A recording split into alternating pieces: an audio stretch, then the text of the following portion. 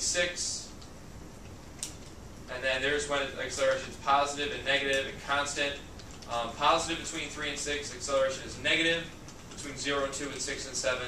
And it's 0 between 2 and 3 and 7 and 9. And it's moving the fastest at time 0. And between 2 and 3. And it's standing still whenever the velocity equals 0 between 7 and 9. And then this last 3 more. For 29, C is position, B is velocity, and A is acceleration. Okay? 30, you can't take the derivative of that as using the power rule yet. It's another rule called chain rule, so you're going to have to multiply it out. And when you do, you get t over 12 minus 1. And this graph is actually always decreasing. So the derivative should be always negative. Okay?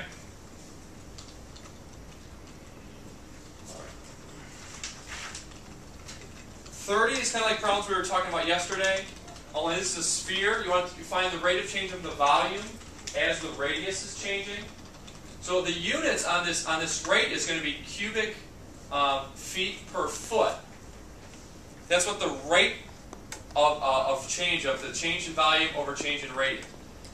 Now, if you want change in radius, you get that r is going to act like the x. 4/3 a constant, pi is a constant, so you're just going to use the power rule. Bring the 3 down. So 3 times 4/3 times pi times r squared. That's going to be the rate of change of the volume as the radius changes. What that's telling you is as you change the r in any specific place, how fast is the radius changing? Okay? The bigger the radius, the more volume you're going to have because you're squaring that to get that change. Does that make sense? Because there's just more room. The more you grow it, it's just the volume is really increasing the bigger it gets. So you got 16 pi cubic feet per foot. You're changing at radius of 2. And then you can just subtract that the radius is to get 11.092 in B. And that's it. So let's talk about 20. Okay? Now, what are you given in 20?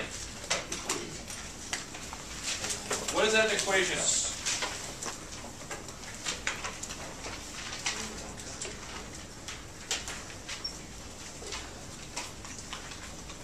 What are you? Lights on in 3, 2, 1. What is that an equation for? What is it? Specifically x position. What's happening with this little particle? On what? Yeah, it's on the line y equals 2. And it's moving left and right. Here's what's happening with this graph. And if you look at it as sort of like it's moving up and down, it's confusing because the input is time and the output is x position. And the y position of this particle is constant. Again, in Calc 1 and 2, the only thing we can do is move left and right or up or down. Okay, we can't like spin around or anything. So here's our graph of what's happening. You're on the line y equals 2. Okay? And you're just moving left and right. And you're moving left and right by the equation or function. What? What is this function?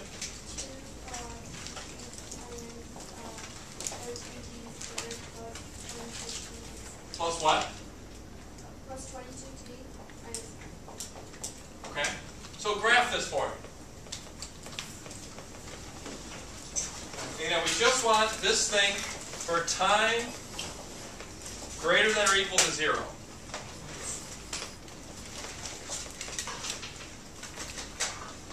And I want to know just what's happening, so let's graph it.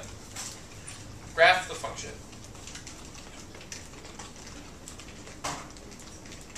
Graph it on your calculators. Graph it on your calculators. On your calculators. On your calculators. This function right here. Graph this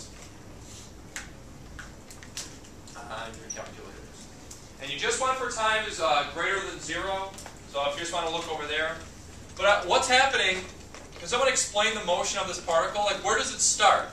At what point on this, where are we when we start? Negative 5 what? What's the coordinates? Negative 5, 2. No, it's negative 5, 2. Yeah, this equation is for the x position. If you plug in a 0, all that 0 you're at negative 5. So you start here. Y at 2 because that's what we stay on. Moving left and right on the line y equals 2. Does that make sense, Wayman? So here's where we're starting. At time 0, you're at the point. And then what's happening? Explain the motion of this particle. David. It moves right And how do you know that? because I guess the slope of the graph is positive, or yeah, just as the position, the graph looks like that. So Yeah. the position becomes positive. Yeah, it's like you're adding plus in the position, so that means you're going in the positive direction to start out. So you're going right. And then for a little bit, what happens? You go negative again. So you're going left, and then you finish up with just you continually forever go right.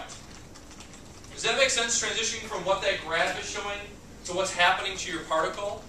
The only thing that's happening like in that equation is just giving you the x position. That's all it is. Okay? So how can I figure out when the position is changing directions? Positive or negative what?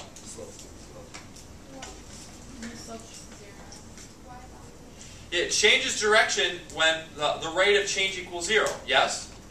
What's a quick way to figure that out from my equation? What's that? Is one way to do it. Yeah, you can use the maximum and minimums, okay? But they're not going to ask you that on a calc test. What are they going to do? And you can't use that as a justification. You'll actually lose points. What can you do, though? What is the calculus answer? Yeah? You take the derivative and find when that equals 0. Yes, does that make sense? That's the calculus test, and that's what they're going to be looking for. You change direction when the velocity changes from positive or negative, or when the derivative changes from positive or negative. So let's take the derivative. What do we get, Jackie B? You have 6t to the second minus 26t plus 22. Yeah. Okay. So let's graph that velocity graph.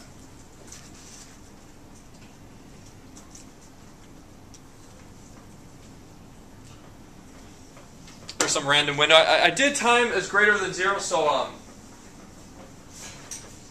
I stayed with t values starting at 0 and then moving forward. So this is what happens with the graph. Now what is this telling me?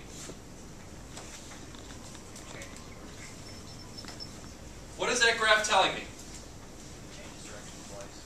It does, yes. Okay. Where does it change direction, and how can you calculate that? When y equals 0. Yeah, calculate it now. If you don't know how to do it, ask the person next to you. I want you to calculate the 2 times when this particle changes direction. And David, you will get the same thing off the mins and maxes, right? It'll be the same answers. Calculate the zeros of that function. If you don't know, just don't sit there and wait. Hey, how do you do that again? Hey, it's been a couple months. I forgot how to do that. Show me how to do that. And then write a little note to yourself. Yes? Is everyone doing it? What's the first value?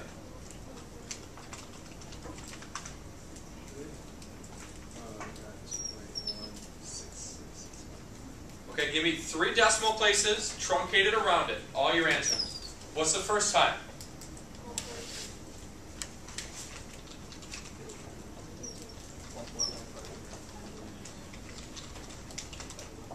Was it 1.315? 153? 153. What's the next one? 3.18. Is that 180? Yeah. Okay. Okay, so we have 2 times when we're changing directions.